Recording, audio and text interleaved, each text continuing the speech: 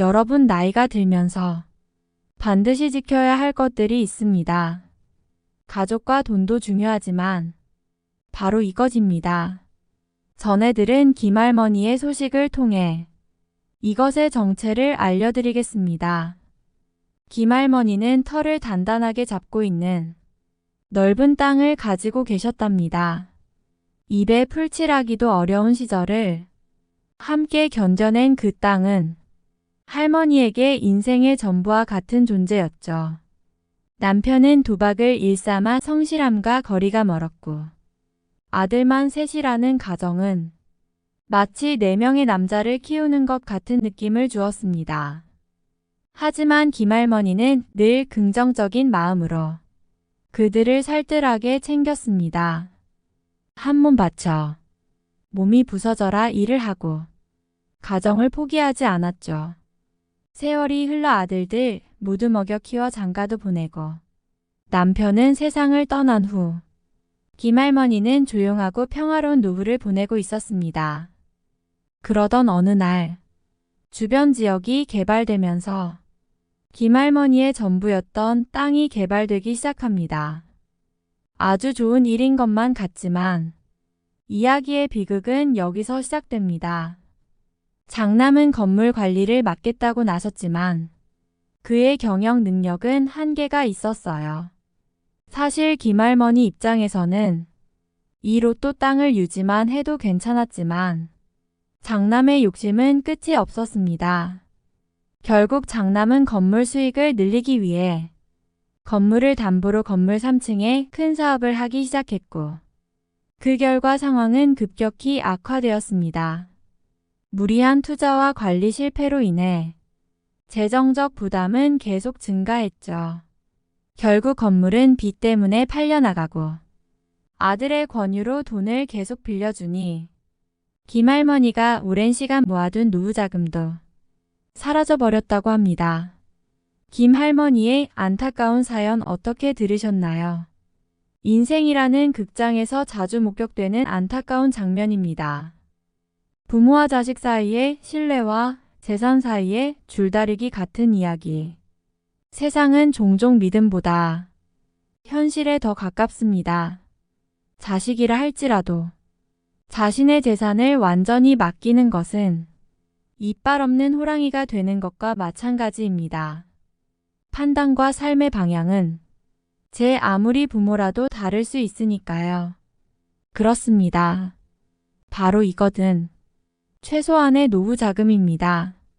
노년기에는 모아둔 자산을 잘 관리하고 남은 삶의 시간에 돈을 잘 분배하는 게 큰 목적이지만 젊은 자식들은 자산을 키우는 데에만 혈안이 때문이죠.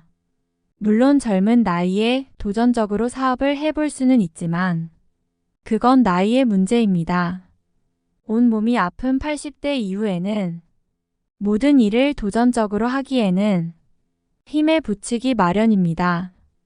그 사업 자금이 노년기에 부모 돈이면 안 된다는 겁니다. 이건 우리들에게 너무 위험하기 때문입니다. 물론 이건 양날의 검처럼 자식들이 섭섭해할 수도 있지만 우리는 여기서 독해져야 합니다. 재산을 스스로 관리하면서도 자식과의 관계를 소중히 여겨야 자식도 부모를 존중하게 된다는 것을 잊지 않아야 합니다. 재산은 한 번에 보여주는 것이 아니라 필요에 따라 조금씩 드러내는 것이 지혜로운 방법이라 합니다.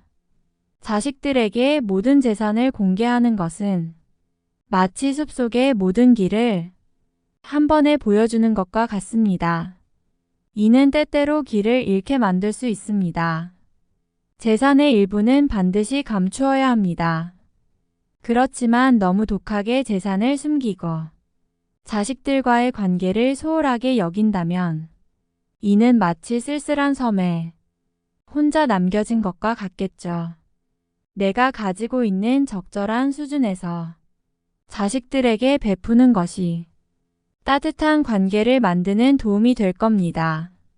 마치 각자의 정원에 물을 주듯 서로에게 필요한 만큼의 관심과 사랑을 베풀어야 합니다.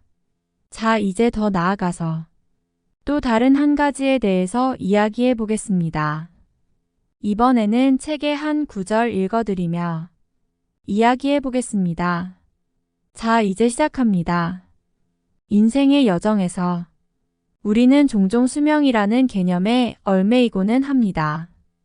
하지만 진정한 삶의 가치는 얼마나 오래 사느냐가 아니라 어떻게 살아가느냐에 달려 있다.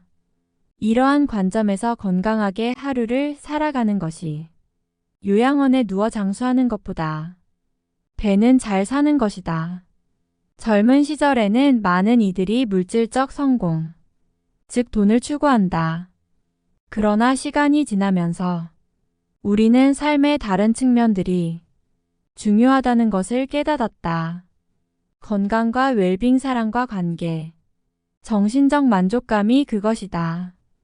특히 건강은 그 중에 최고로 중요한 요소이다.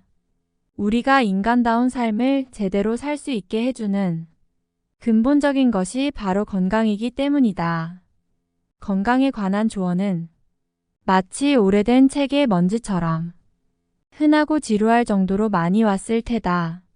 하지만 그렇게 많이 들어왔지만 꾸준히 실제로 실천하고 있는가? 대부분 사람들은 꾸준히 실천에 옮기지는 않는다.